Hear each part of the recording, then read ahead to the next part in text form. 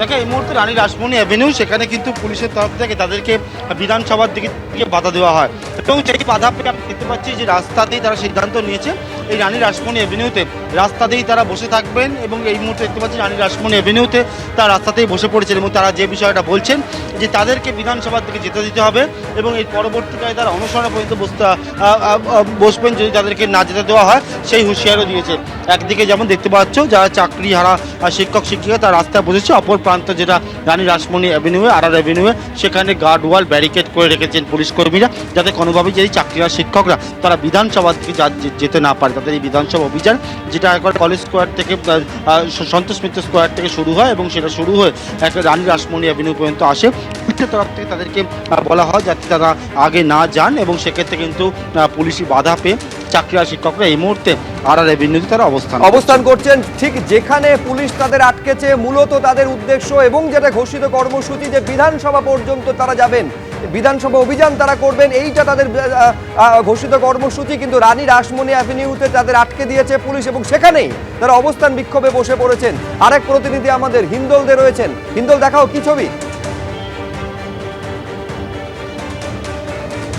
একেবারে সুব্রজিৎ, তোমাকে বলে রাখি একদিকে যখন অবস্থান চলছে সেই চাকরিহারা শিক্ষকদের, ঠিক তার পাশাপাশি তোমাকে দেখাবো এই ছবিটা। ক্যামেরা পার্সন দীপ্তেন্দুকে বলবো দেখাতে। তুমি দেখতে পাচ্ছ তারা বসে পড়েছেন রাস্তায় রানী রাসমণি অ্যাভিনিউ উপরে এবং এখানে কিন্তু বিশাল সংখ্যক পুলিশ যা আগে থেকেই মোতায়েন ছিল সেই পুলিশ কিন্তু একেবারে রাস্তা আটকে দাঁড়িয়ে রয়েছে এবং এখানে কিন্তু রীতিমতো প্রথমত গার্ডরেল দিয়ে ব্যারিকেড তৈরি করা হয় এবং পরবর্তী ক্ষেত্রে অ্যালুমিনিয়ামের যে কাঠামো রয়েছে সেগুলোকে দিয়ে কিন্তু ব্যারিকেড তৈরি করা হয়েছে এবং ডিসি সেন্ট্রাল সহ পুলিশের উচ্চপদস্থ কর্তারা এখানে রয়েছেন। যদিও চাকরিহারারা তারা যেটা বলছেন তারা বিধানসভায় যাবেনি, তারা সেই হুঁশিয়ারি দিচ্ছেন এবং পুলিশের তরফ থেকে তা প্রতিহত করার জন্য একেবারে পুলিশি বন্দোবস্ত কিন্তু একবারে আঁটোসাঁটো করা হয়েছে কোনো রকমভাবেই যাতে কেউ এখান থেকে বেরিয়ে না যেতে পারেন সেই বিষয়ে নজরদারি যেমন চলছে, তার পাশাপাশি গার্ডরেল দিয়ে ব্যারিকেড তৈরি করে এবং অ্যালুমিনিয়ামের শিট দিয়ে ব্যারিকেড তৈরি করে কিন্তু রীতিমতো ত্রিস্তরীয় বলয় তৈরি করা হয়েছে যাতে সেই বলয় ভেদ করে কোনো রকমভাবেই এই আন্দোলনকারীরা তারা কোনো রকমভাবেই বিধানসভায় যেতে না পারেন সে বিষয়টা কলকাতা পুলিশের পক্ষ থেকে সুনিশ্চিত করা হচ্ছে।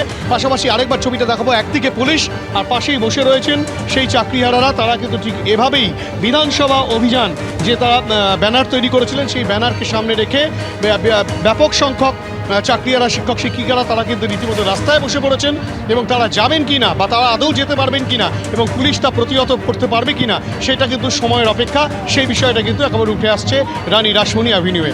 সুব্রজিৎ, হিন্দল, তুমি আমাদের সঙ্গে থাকো। একেবারে বিধানসভা পর্যন্ত যাবেন ঘোষিত কর্মসূচি এবং তারা যাবেনই এটা স্পষ্ট করে দেওয়া হয়েছে, কিন্তু তাদের রানী রাসমণি অ্যাভিনিউতে তাদের আটকে দেওয়া হয়েছে, ব্যারিকেড করে আটকে দেওয়া হয়েছে। এই ছবি আপনারা দেখতে পাচ্ছেন এবং সেখানেই তারা বসে পড়েছেন, অবস্থান বিক্ষোভে বসে পড়েছেন ঠিক যেদিন এই সর্বোচ্চ আদালতের নির্দেশে নতুন নিয়োগের যে ফর্ম ফিল আপ শুরু হচ্ছে ঠিক সেই দিনই তাদের এই ঘোষিত কর্মসূচি। তারা বিধানসভা যাবেন, যোগ্য যারা চাকরিহারা তারা নতুন করে আর পরীক্ষা দেবেন না, এইটা স্পষ্ট তারা বারে বারে জানিয়ে দিয়েছেন।